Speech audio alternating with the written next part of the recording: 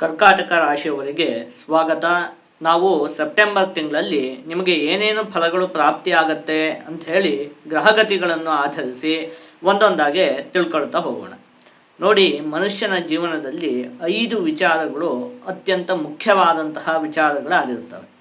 ಒಂದು ಆರೋಗ್ಯ, ಕುಟುಂಬ, ಹಣಕಾಸು, ವಿದ್ಯೆ ಮತ್ತು ಉದ್ಯೋಗ.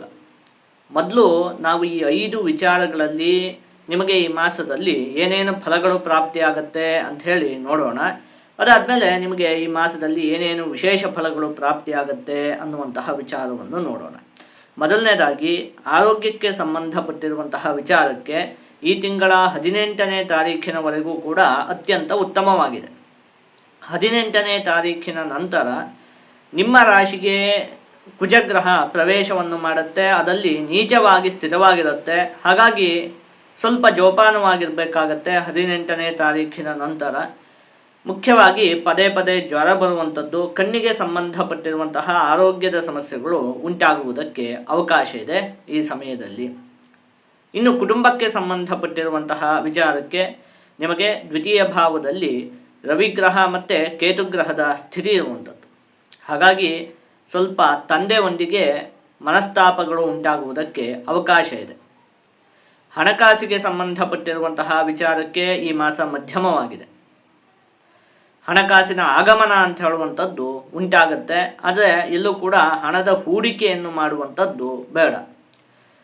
ಒಂದಷ್ಟು ಹಣ ಕುಟುಂಬದ ಸದಸ್ಯರ ಕೆಲವೊಂದಷ್ಟು ಆಸೆಗಳನ್ನು ಪೂರೈಸುವುದಕ್ಕಾಗಿ ವ್ಯಯ ಆಗುತ್ತೆ. ನಿಮ್ಮ ಕುಟುಂಬದ ಸದಸ್ಯರು ಏನೋ ಒಂದಷ್ಟು ವಸ್ತುಗಳನ್ನು ಕೇಳ್ತಾರೆ, ಅದನ್ನೆಲ್ಲ ತೆಗೆಸಿಕೊಡುವುದಕ್ಕಾಗಿಲ್ಲ ಒಂದಷ್ಟು ಹಣದ ವ್ಯಯ ಅಂತ ಹೇಳುವಂಥದ್ದು ಉಂಟಾಗುತ್ತೆ. ವಿದ್ಯೆಗೆ ಸಂಬಂಧಪಟ್ಟಿರುವಂತಹ ವಿಚಾರಕ್ಕೆ ಕುಜಗ್ರಹ ನಿಮ್ಮ ರಾಶಿಯಲ್ಲೇ ಪಂಚಮ ಭಾವದ ಅಧಿಪತಿಯಾದಂತಹ ಕುಜಗ್ರಹ ನಿಮ್ಮ ರಾಶಿಯಲ್ಲಿ ನೀಚವಾಗಿ ಸ್ಥಿರವಾಗಿರುವಂಥದ್ದು. ಹಾಗಾಗಿ ಸ್ವಲ್ಪ ಅನಾರೋಗ್ಯದಿಂದಾಗಿ ವಿದ್ಯಾಭ್ಯಾಸಕ್ಕೆ ಸಮಸ್ಯೆ ಉಂಟಾಗುತ್ತೆ. ವಿದ್ಯಾರ್ಥಿಗಳಿಗೆ ಸ್ವಲ್ಪ ಅನಾರೋಗ್ಯಗಳು ಕಾಡುತ್ತೆ. ಅದರಿಂದ ಓದಿನ ಕಡೆಗೆ ಸ್ವಲ್ಪ ಗಮನ ಕೊಡುವುದಕ್ಕೆ ಸಮಸ್ಯೆ ಅನ್ನುವಂಥದ್ದು ಉಂಟಾಗುತ್ತೆ.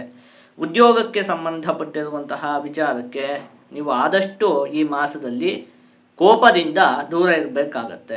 ನೀವು ಉದ್ಯೋಗ ಮಾಡುವಂತಹ ಸ್ಥಳದಲ್ಲಿ ಆದಷ್ಟು ತಾಳ್ಮೆಯಿಂದ ನೀವು ವರ್ತನೆಯನ್ನು ಮಾಡಬೇಕು. ಆದಷ್ಟು ಈ ಮಾಸದಲ್ಲಿ ಉದ್ಯೋಗದ ಸ್ಥಳದಲ್ಲಿ ಮೌನವಾಗಿರುವಂಥದ್ದೇ ಒಳ್ಳೆಯದು. ಶುಕ್ರಗ್ರಹ ನಿಮಗೆ ಚತುರ್ಥ ಭಾವದಲ್ಲಿ ಸ್ಥಿರವಾಗಿರುವಂಥದ್ದು. ಸದ್ಬುದ್ಧಿಂ ಬಂಧು ಸನ್ಮಾನಂ ಸ್ತ್ರೀ ಸಂಭಾಷಣ ಸಂಪದಂ ದೇವತಾ ದರ್ಶನಂ ಯಾತ್ರಾಂ ವಿದ್ಯಾಗೋಷ್ಠಿ ಸುಖೇ ಭೃಗೋ ಅಂಥೇಳಿ ಹೇಳಿರುವಂಥದ್ದು. ಬಂಧುಗಳಿಂದ ನಿಮಗೆ ಒಂದಷ್ಟು ಪ್ರಶಂಸೆ ಅನ್ನುವಂಥದ್ದು ಪ್ರಾಪ್ತಿಯಾಗತ್ತೆ. ಹಾಗೆ ಒಂದಷ್ಟು ತೀರ್ಥಕ್ಷೇತ್ರಗಳಿಗೆಲ್ಲ ಹೋಗುವಂತಹ ಯೋಗ ಅನ್ನುವಂಥದ್ದು ಈ ಮಾಸದಲ್ಲಿ ಉಂಟು. ಮುಖ್ಯವಾಗಿ ಈ ಮಾಸದಲ್ಲಿ ನಿಮ್ಮಲ್ಲಿ ಆತ್ಮವಿಶ್ವಾಸದ ಅಭಿವೃದ್ಧಿ ಅನ್ನುವಂಥದ್ದು ಉಂಟಾಗುತ್ತೆ. ಅಂದರೆ ನೀವು ಯಾವುದೇ ವಿಚಾರಕ್ಕೂ ಕೂಡ ಹೆದರುವುದಿಲ್ಲ. ಏನೇ ಪರಿಸ್ಥಿತಿ ಬಂದರೂ ಕೂಡ ಅದನ್ನೆಲ್ಲ ನಿಭಾಯಿಸುವಷ್ಟು ಆತ್ಮವಿಶ್ವಾಸ ನಿಮ್ಮಲ್ಲಿ ಉಂಟಾಗುತ್ತೆ. ಇನ್ನು ವಾಹನ ಚಾಲಕರಿಗೆ ಈ ಮಾಸ ಉತ್ತಮವಾಗಿದೆ. ಉತ್ತಮವಾಗಿ ಲಾಭ ಅನ್ನುವಂಥದ್ದು ಉಂಟಾಗತ್ತೆ. ಯಾವ ವ್ಯಕ್ತಿಗಳು ಮನೆಯನ್ನು ಬಾಡಿಗೆಗೆ ಕೊಡಬೇಕು ಅಂತ ಹೇಳಿ ಅಂದ್ಕೊಂಡಿರ್ತಾರೋ ಅವರಿಗೆಲ್ಲ ನೋಡಿ ಈ ಮಾಸ ಉತ್ತಮವಾಗಿದೆ. ಮನೆನ ಬಾಡಿಗೆ ಕೊಡಬೇಕು ಅಂತ ಹೇಳಿ ನೋಡ್ತಾ ಇರ್ತೀರಿ, ಒಳ್ಳೆ ಬಾಡಿಗೆದಾರರು ಸಿಗ್ತಾ ಇರೋದಿಲ್ಲ. ಈ ಥರದ್ದೆಲ್ಲ ಸಮಸ್ಯೆ ಇದ್ದರೆ ನೋಡಿ ಈ ಮಾಸ ಉತ್ತಮವಾಗಿದೆ. ಇನ್ನು ಆದಷ್ಟು ನೀವು ಈ ಮಾಸದಲ್ಲಿ ಭಾರವಾದಂತಹ ವಸ್ತುಗಳನ್ನು ಎತ್ತುವುದಕ್ಕೆ ಹೋಗಬಾರ್ದು. ನಿಮ್ಮ ಕೈಯಲ್ಲಿ ಆಗದೇ ಇದ್ರೂ ಕೂಡ ಹೆಚ್ಚಿಗೆ ಭಾರ ಇರುವಂತಹ ವಸ್ತುವನ್ನು ಎತ್ತುವಂಥದ್ದು ಇಂಥದ್ದನ್ನೆಲ್ಲ ಮಾಡಬಾರ್ದು. ಮಾಡಿದರೆ ಸ್ವಲ್ಪ ಆರೋಗ್ಯದ ವಿಚಾರದಲ್ಲಿ ಸಮಸ್ಯೆಗಳು ಉಂಟಾಗೋದಕ್ಕೆ ಅವಕಾಶ ಇರುತ್ತೆ. ಈ ಮಾಸದಲ್ಲಿ ಮುಖ್ಯವಾಗಿ ನೀವು ಪ್ರತಿ ಮಂಗಳವಾರದಂದು ಸುಬ್ರಹ್ಮಣ್ಯ ಸ್ವಾಮಿಯ ದರ್ಶನವನ್ನು ಮಾಡಬೇಕು. ಮತ್ತು ಪ್ರತಿದಿನವೂ ಕೂಡ ಸುಬ್ರಹ್ಮಣ್ಯ ಅಷ್ಟೋತ್ತರದ ಪಠಣೆಯನ್ನು ಮಾಡಬೇಕು.